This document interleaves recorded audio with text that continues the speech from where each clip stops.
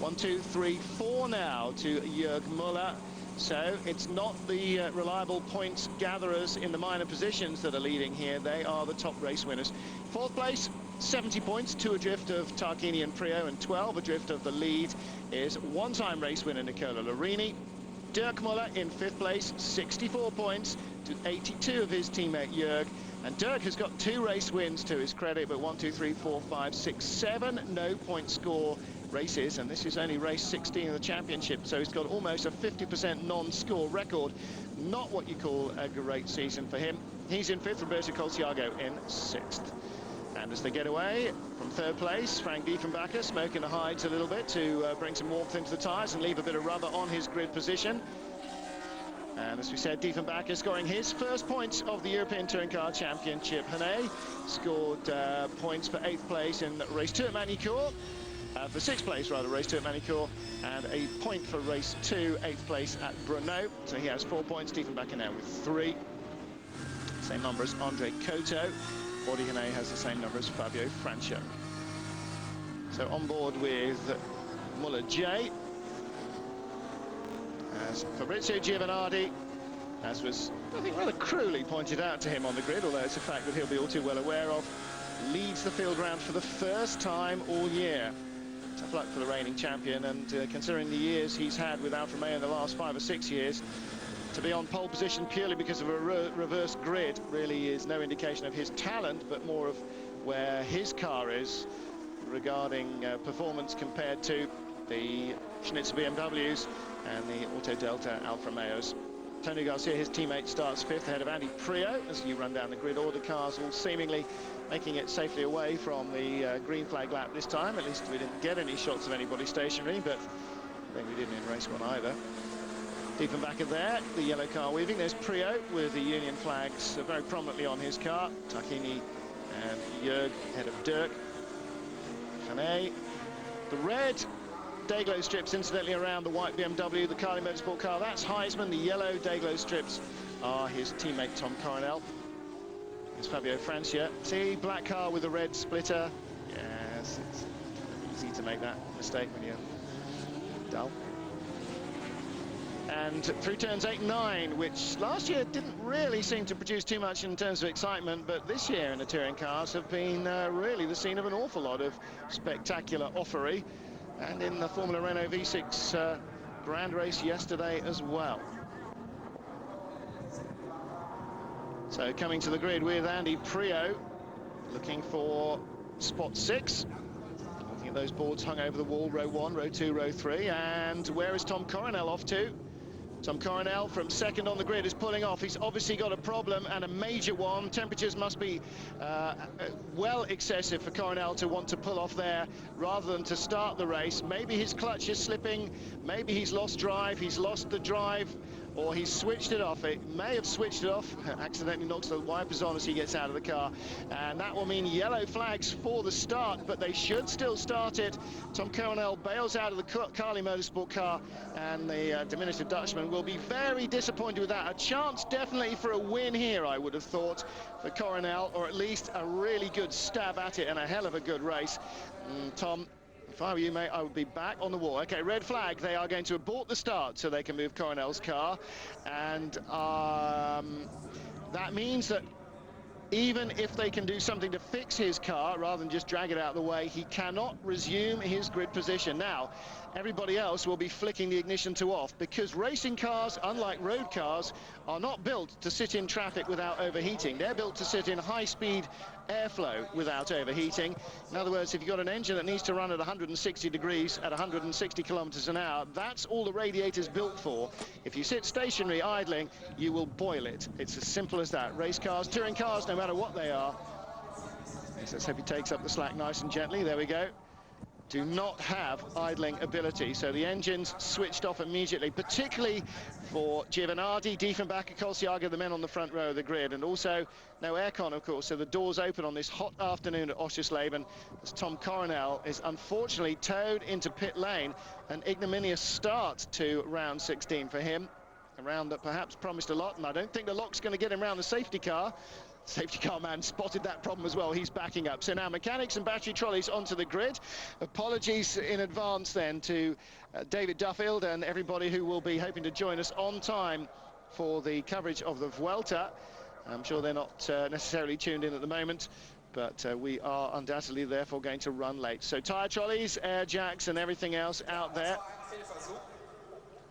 And what would be normal in this situation, now that everybody is on the grid, is you will have to try and start going back through your countdown of your start procedures, and they will normally reset the clock, I would have thought, to something like 15 minutes to go. Tyre warmers going on the cars. They won't be plugged into the generators to heat the tyres, but they're there, the blankets, to try and stop them going too cool. Now for Roberto Colciaga, the first the Alphas, nice easy slot up the inside through the first corner if he can get past Diefenbacher. And I think Catherine and the camera should be down with Tom Coronel. Let's catch up with them, see what's going on. Tom Coronel, can you just tell us what happened? Well, the drive shaft broke. I already heard the drive shaft working. Already the last few laps I could hear the car, and I just heard it the first warm-up lap, and I already said to the guys, I hear a strange noise, and that it was. The drive shaft broke. It's a pity because we were good in front next time. But it's a shame for you, because does this affect in any way your for the championships? Because as the independents, you're still very high up. Of course, because I was challenging for the first place in the Independence Cup, so I hope the guys can do something, and that at least I can make some points. Yeah, thank you. Thank you.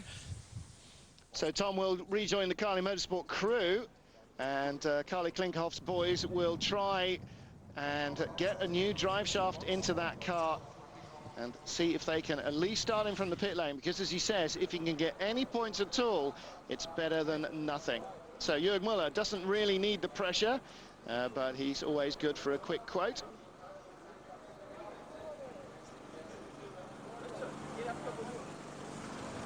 Jörg Müller, you won the previous race, but does it disturb you to have the start delayed now for race number 2? Not at all. I mean, you've got to stay concentrated, and I'm going to stay concentrated short before the race, so I don't care. Now the race is a little bit shorter, which is good, so I don't have to sweat so much. For me, it's all right like this. Race 1 was kind of a big battle with Tarquini. Was it in fact easy from the inside of your car, or was it really hard also? It was very difficult because I'm driving with 30 kilos at the moment, and my tires dropped off, so it was very difficult for me to keep the car on the road. But I just tried to make no mistakes, and even Tarquini behind me, sometimes he came closer and then he did a mistake again. So I just did a race without mistakes, and could keep it in front. You've increased your lead in the championship after the race 1, but do you think the championship will be end at the last race, really? Will not the champion at the last moment of the season? I'm very, very, very sure about that, because the next few races is again a little bit of an advantage for Alfa Romeo, and I'm probably with 40 kilos next race, I don't know, but I have the feeling. So it's going to be very difficult for me for the next 2 races, and there's still 5 guys which can win, so it's going to be difficult. Thank you. You're welcome. It is going to be difficult indeed. Jörg Müller, the championship leader by 10 points as we get ready for the aborted restart here. Carly Motorsport team working hard to change the drive shaft left rear of Tom Coronel's BMW. We'll be back live with more from Oschersleben in just a moment. Stay with us, do, as we continue our European Touring Car coverage.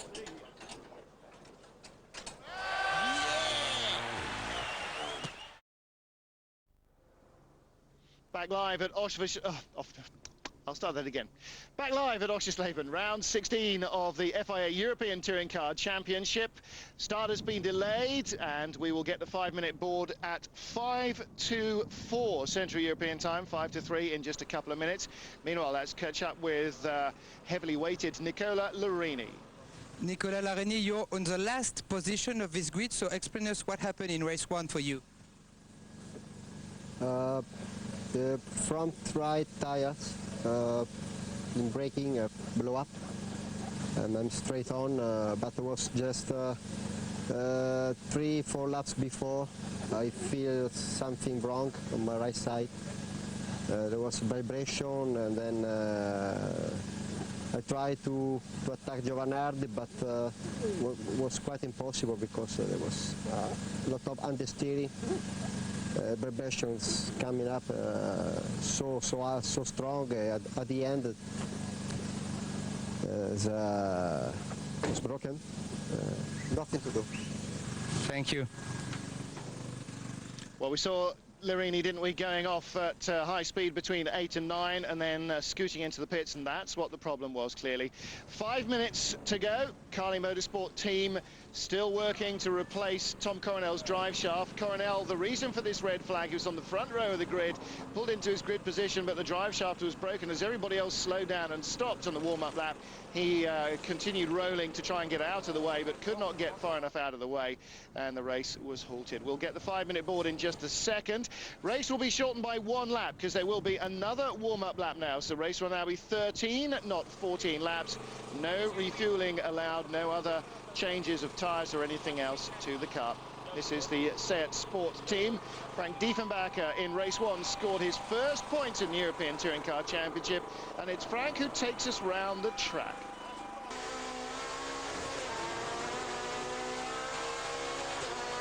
Okay, and here we go. Straight down the start and finish line of a 3.6 kilometer long lap.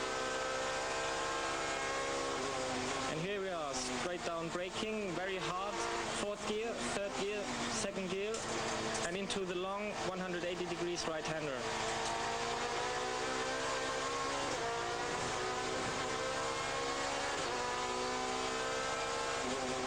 Now we are late braking into this 2nd gear left-hander, which is quite difficult, and you need to catch a lot of speed for the following short straight. Now we reach the most difficult part of the track, a triple left-hander, where you're very quick, 4th gear, and a lot of oversteer here. Okay, 2nd gear again, 180 right. The track looks really dirty here. Okay, right up to the chicane. Here you see the car really flying over the curbs. Very quick there, 3rd gear, around the right-hander and back on the back straight. And that looks like a good lap.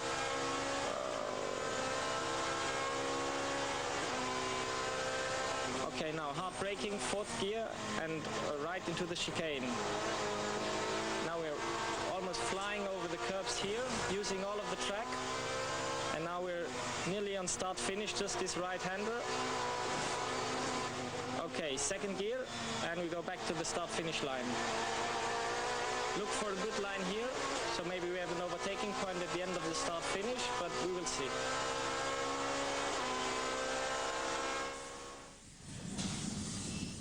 So a lap with Frank Diefenbacher, and that was just before qualifying.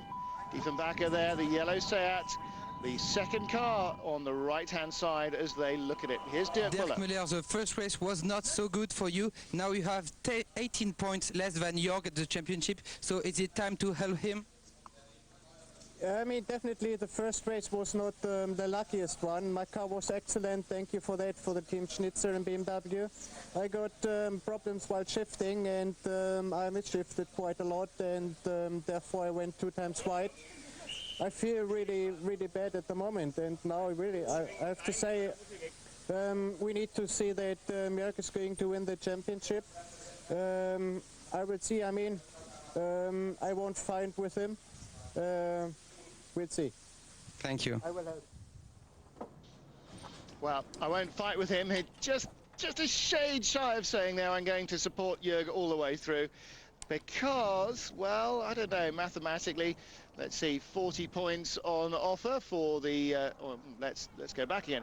50 points on offer, because we haven't dealt with this race yet, have we? 5 races left, 50 on offer, and it's 64 to 82.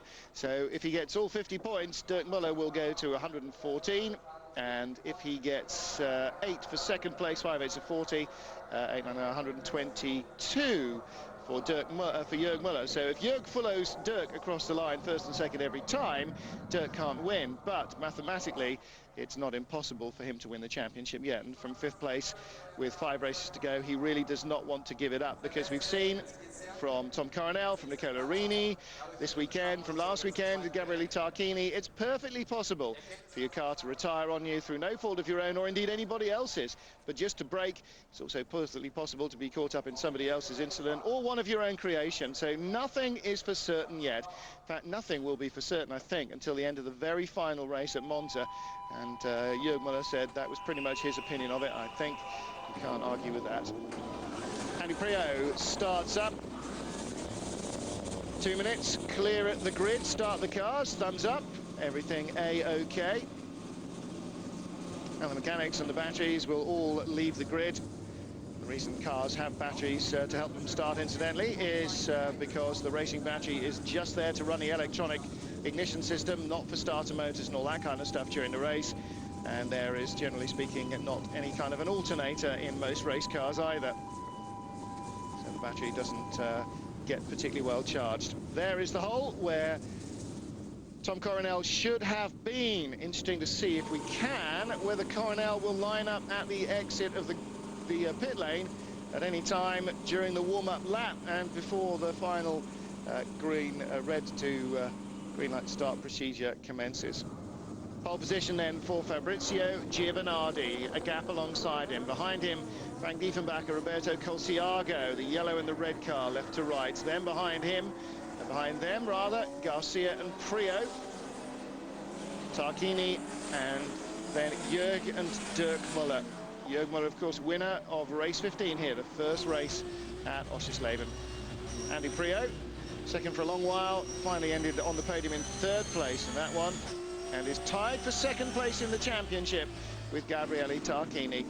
For a man who is in his 1st year of rear-wheel drive touring car racing, his 2nd year ever of any kind of touring car racing, I have to say, if you'd offered Andy Priaulx 2nd place at any point in the championship, even after the 1st race, I'm sure he would have taken it and been grateful of it, never mind with just 5 of the 20 races, of the 24 races left to go. We're talking about 20 races left to go. Tom Coronel's car is fixed, and he will have to start from the pit lane, but he will be able to start. Now, of course, for Coronel, while he would have loved to have battled for the overall win of the race from the outside the front row of the reverse top 8 of this 2nd race grid, still, he is actually really much more interested in the privateers points, the Independence Trophy points, and that will be his prime focus. If you bear with me while I do a little bit of clickery and trickery, go to the Independence points, which I do not have instantly to hand, and the website will tell us. The official website of the European Touring Car Championship is FIAtouringcars.com, by the way. Duncan Heisman leads on 106, Tom Coronel on 84, defending against Paolo Berti, Alessandro Balza and Fabio Francia. The Alfa Romeo drivers on 78, 68 and 68 apiece. And those scores are as of now, not as of the beginning of the weekend. They do incorporate points from the 1st race here, round 15, which is just finished. So we're getting underway here, comfortably 15 minutes late, but we will still run the race to all but its full distance, 13 laps, one taken into account of the extra warm-up lap from the full race distance of 14. So 13 laps, and it's Giovanardi on his own on row 1. Diefenbacher and the man you're looking at now, Colciago, on row 2. Garcia and Priaulx will fancy their chances with 2 front drive cars right in front of them of slotting through some open track, which they mysteriously hope will still be open on the run down to the 1st corner. Let's watch for those BMWs for row 3 to really make a good start. Plus Jörg Müller and Dirk Müller from row 4 and 5 respectively. Away they go then. Giovanardi gets a little bit of tyre smoke. Here comes Garcia. He's got past the Seat. He's got past Tarquini. So too has Priaulx. Priaulx's got the inside line. He goes into 2nd place. So it's Giovanardi, Priaulx, and there's Diefenbacher kicking up the dirt. Garcia in 3rd, Tarquini in 4th. There's Ricard Rydell around the outside of, is it Engstrom? Yes, it would be, I think. There is Garcia in 3rd, behind him is the 5th place Seat. This is in 6th position then, looking forward from Jörg Muller. I think it may well be. Looking back from Tarquini. And let's have a check. Yeah, I think that is Jörg Muller in 6th position. So from 8th on the grid. And see that rear wheel classic front wheel drive car there, rear wheel hopping clear of the deck. So Giovanardi, Prio, Garcia, Tarquini, Colciago, I beg your pardon, 4th. Then Diefenbacher 5th. 6th place, Jürgen Dirk side by side. Dirk Muller trying to get alongside. He's blocking. That's Gabriele Tarquini further back, but it didn't work. He got past. Tarquini did get past Jörg Muller. That's Jörg on the dirt there as they come out of the S's. And Dirk Muller still defending. Tarquini trying to get by. Hane right behind him. Let's look at this battle. Here is... no, it's the black windscreen strip. That's Jörg Muller. There's Dirk Muller further back. Now I am confused. How did that one happen? I was getting myself all in a 2 and 8. That is Jörg Muller. Then Tarquini, number 4. Then Hane as they go across the line. So it wasn't... Jörg Muller. I'm sorry, those of you that were yelling at the screen telling me that at the time. There is Diefenbacher piling the pressure on Colciago. BMW's 1, 2, 3. Alpha 4, Seat 5. BMW 6. Alpha 7. Oh, big slide. That looked like Heisman away from the start. Looking back, this is from the viewpoint of the pole. Not the pole man on second row. Colciago. Was it from Tarquini's car? Well, hard to tell. Giovanardi, Prio, Garcia, Colciago, Diefenbacher, Jörg, Gabriele, and then Hori Hane in 8th place. So Dirk Muller a little further back. And some bumping and boring going on there.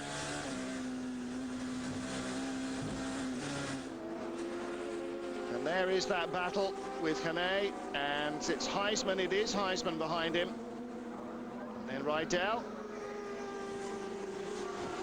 And here comes Colciago, wheel to wheel with Diefenbacher. Frank holds on, German driver with his dander well and truly up here. Not going to give away a single point if he can help it to anybody, not man nor beast. Diefenbacher strong in defence here. Car for him as it was last time out. Hane is the man who's got a slightly revised version of their beam axle. Fully revised version should hopefully be on both cars for Estoril. It's Giovanardi that leads then. Prio in 2nd, Garcia in 3rd. We're in 7th place as we're riding there. And that with Jörg Muller, Dirk Muller behind him riding shotgun. Tarquini's ahead of them though, he did get through.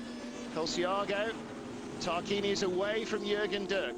So Jürgen Dirk Muller are picking up scraps. Tarquini heading up to the main fair up front. A 5-car train now. Giovanardi holding up Prio. Garcia there.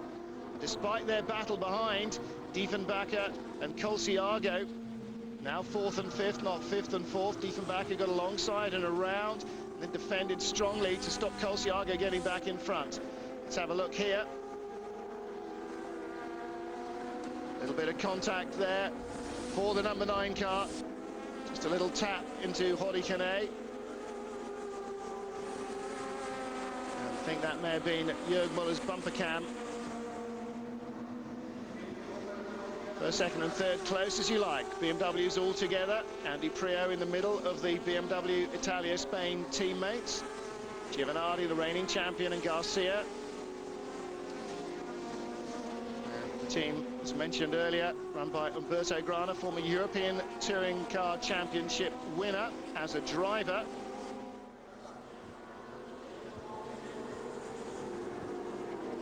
And Diefenbacher is right with Garcia now in the Spanish Seat Toledo, about to try and dust up the Spanish BMW.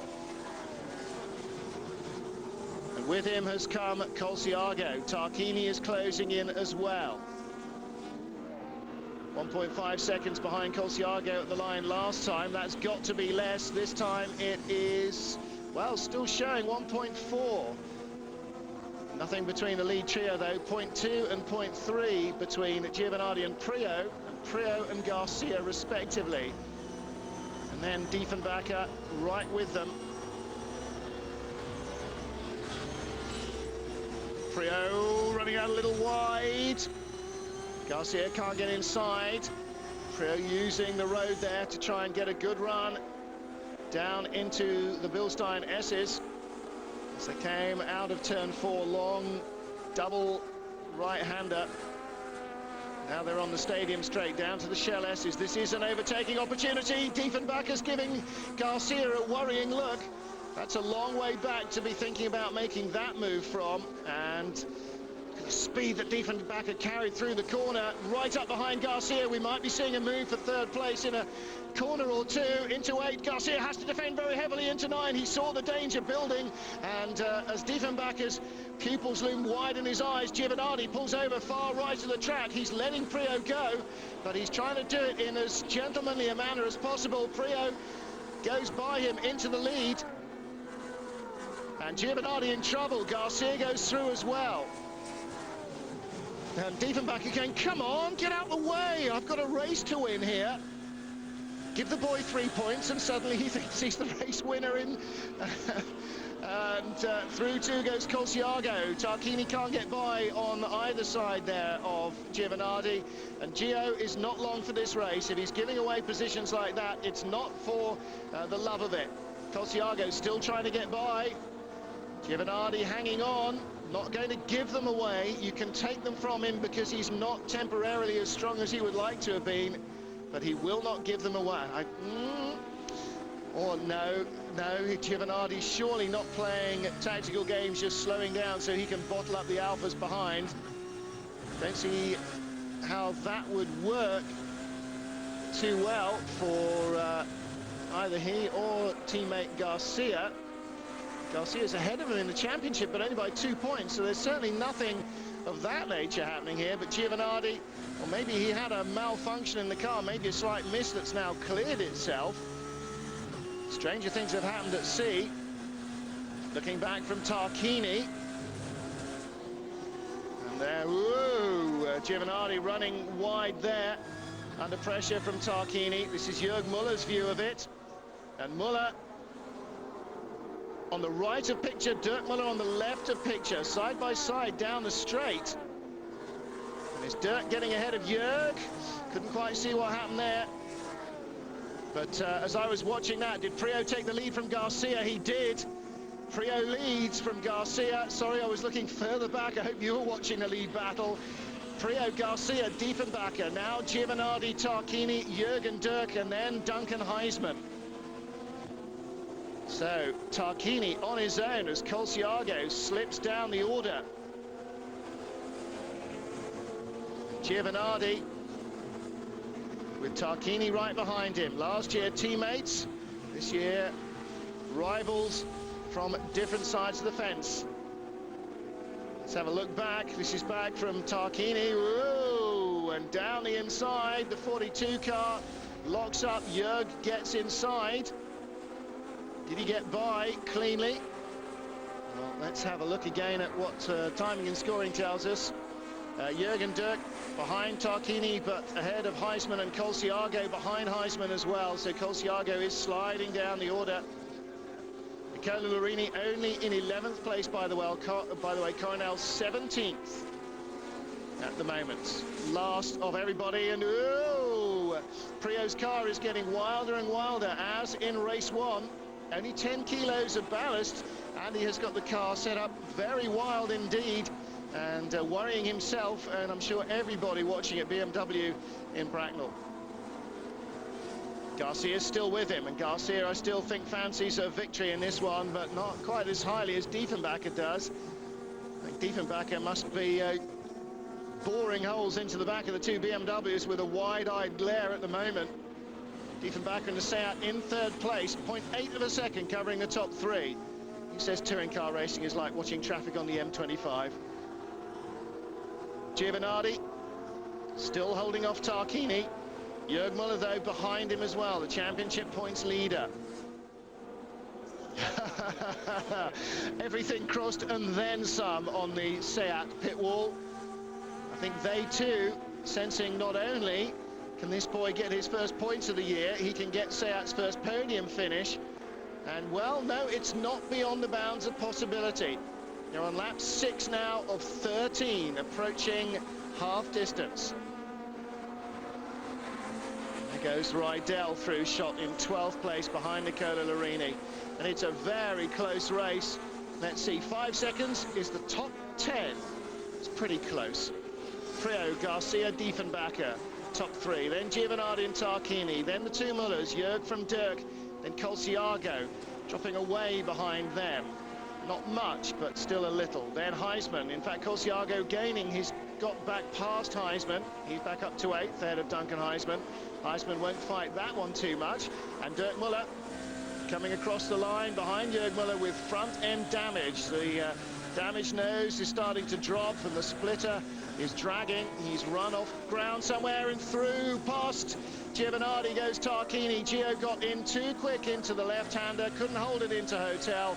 Runs out wide, and Tarquini is through. Giovanardi finally, well, that may have been the nudge there that's caused the tyre to rub and may well be puncturing, but it might be something more than that, as off goes Dirk and off goes Hene. I think that may be oil pouring out then that's caused those two to go off. Was that Hene? No, that must have been Diefenbacher, because there was a... No, it wasn't Diefenbacher. There was another yellow car. It was not a second Seat. And I think it was Giovanardi now on board with Jörg Muller. Giovanardi runs wide. Tarquini goes through. Bing boing. There's the contact.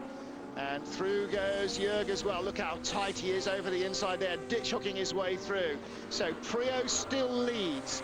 Second still Garcia. Third still Diefenbacher. Fourth Tarquini. Fifth Jörg Muller. More dust being kicked up as Prio and the lead trio run over the dirt. Running out to 8 and 9, looking back from Gabrielli. There's Jörg, running just as wide. And there is Giovanardi. And with the two cars going off, Hene, and I think Dirk Muller also going off behind him. I'm sure he was losing oil. Garcia's getting impatient now. It's now lap 8 of 13. 5 after this one. Garcia needs to get back in front.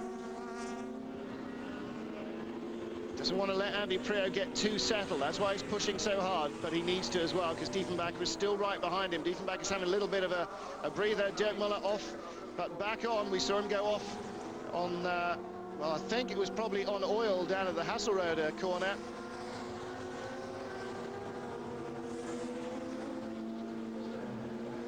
Eight laps completed. So and scoring has dropped another lap behind again. Sorry about that. Garcia, Diefenbacher, Tarquini, Jörg Muller, Colciago, Heisman and Larini. And Dirk Muller was there in 7th place behind Jörg, ahead of Colciago and Heisman and Hene and Larini. So Larini's experiences here again remind you exactly why Coronel bothered to start from the pit lane despite a broken drive shaft, because you never, ever know. 3 or 4 laps ago, Larini was 11th. Now he's got a point in 8th place, and it's still going on at the front. Prio, Garcia, Diefenbacher, Tarquini shows how close Jörg Muller gets down into 9. Muller's down the inside. Here's Jörg's view. He's clean through. Didn't hear any contact. Didn't see any contact there. Wheel to wheel to the best touring car drivers out there. Gabrielli, Tarquini and Jörg Muller. And just the tiniest little rub as the Nordauto Alpha comes by again. Dirk got in, he got through, he got deep in though and compromised his exit speed onto one of the only little bits of straight track there is.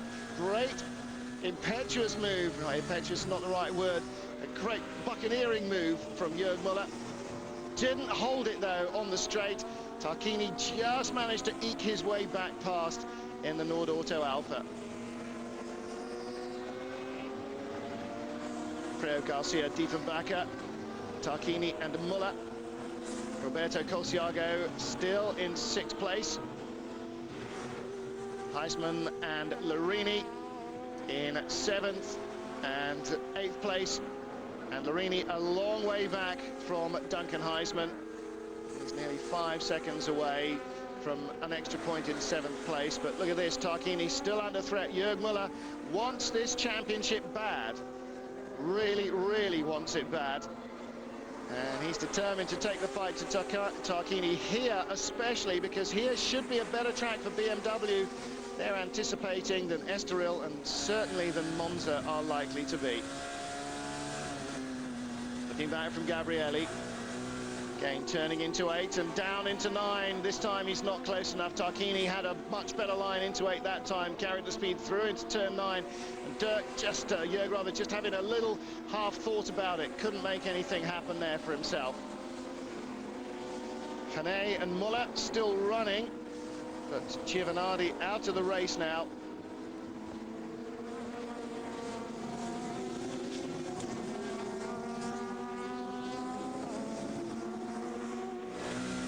Priaulx still leading from Garcia out front, as we assume. We haven't seen any change yet.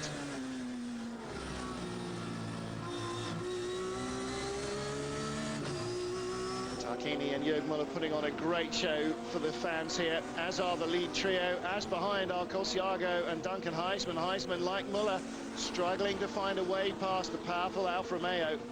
The Alfa not all about brute force either. The Alfa's certainly working much better here this year in terms of chassis than last. All that time spent at Fiorano testing has paid dividends.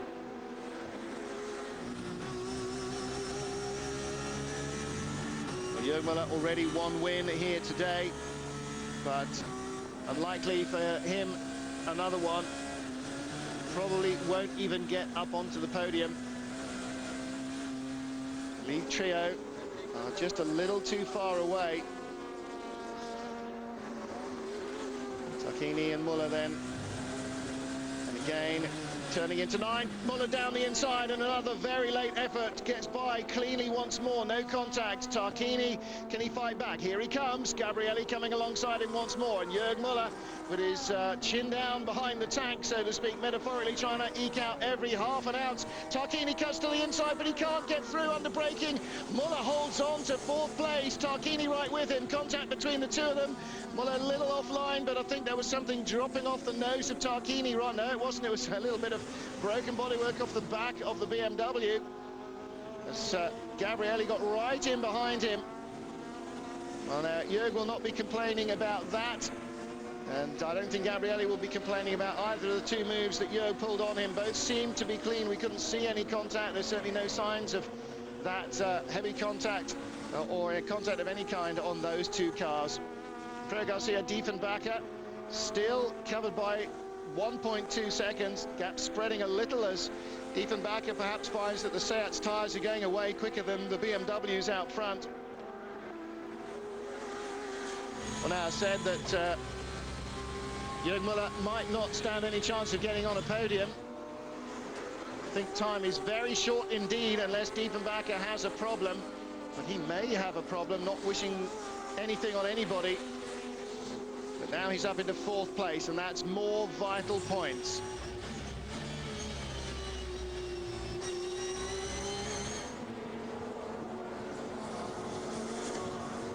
So Priaulx with Garcia, ever the shadow. Diefenbacher, well, what to do now? Onto the last lap. He can't win this one unless there is a last lap lunge from Garcia and it takes Priaulx out, but Diefenbacher wants to be as close as possible. Frank doesn't want to be a trailing away 3rd place man. He wants to get on the podium for sure, but he needs to be close enough to inherit something if these two tangle. Garcia deep on the inside into Hasselröder. Well, that'll kill him on the exit. Priaulx with a much better line, trying to judge it to go wide enough into that long left-hander. Now into triple, this long 3-cornered left-hander. Never ending, and then brake hard, change down, turn right into the long double right-handed turn 4. That's what front drive cars hate so much, the long radius corners and then the instant change of direction while braking. Rocketing over the curbs at Bilstein. Andy Priaulx half a lap away. Garcia, last chance, down into the S's. Can't make it. Through the S's they go. And Andy Priaulx is still in front. Andy Priaulx heading down into turn 8 and turn 9. The last two corners. He's been off here before in race 1. Keeps it neat and tidy in race 2. and he will turn into the final corner and out onto the straights. The checkered flag will await him. It'll be victory number 3 of the year for Andy Priaulx. Second race in Brno, second race in Spa-Francorchamps, and now second race in Oschersleben. 3 very different tracks, 3 very different races, but for Andy Priaulx, 3 equally important wins. Victory again for Andy Priaulx, and that will push him ahead of Gabriele Tarquini in the championship standings. And what will that do? He gets 10 points. He's 10 behind Jörg Müller. Jörg Müller will retain the championship lead because he will get 4 points for 4th place. And Frank Diefenbacher and the SEAT team, there's Jaime Puig, the slightly balding man with a headset around his neck, congratulating his mechanics for a job well done. Diefenbacher, what a red letter day for the SEAT driver today. And Jaime Puig's phone is going already. Bravissimo, or whatever the congratulations is in Spanish. I'm sorry, I don't understand what it is. I don't know what it is. Congratulations too to Andy Priaulx. Great race for Antonio Garcia. Diefenbacher in 3rd, at home in Germany. First race here, round 15, he got his first ever European Touring Car Championship points. Round 16 gets his first ever podium. What next? Going to win one? Who can tell? Jörg Müller 4th, Tarquini 5th. So just 1 point difference in the gap between them.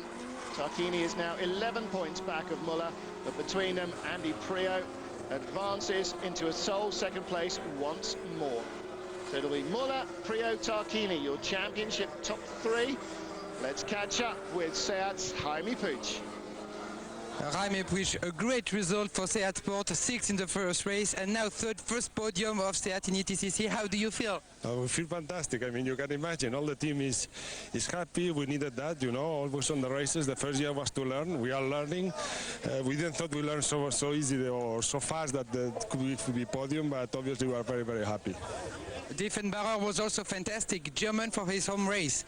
Yes, I think that he has extra motivation, completely full, and obviously he has profit everything. You know? He has perfect race. He has done a good race. Jordi also. I mean, he was testing some things. So for the future, so both drivers, Jordi and Frank, has done a great race. And what can you expect for the next 2 races? Just go ahead. I mean, the other concurrents also, and go ahead and try to be the best every time, but slowly. Thank you. Thank you very much. Well, Jaime Puig, yes, that's going to be a consistent chorus around him for the next hour or two, isn't it? Jaime Puig with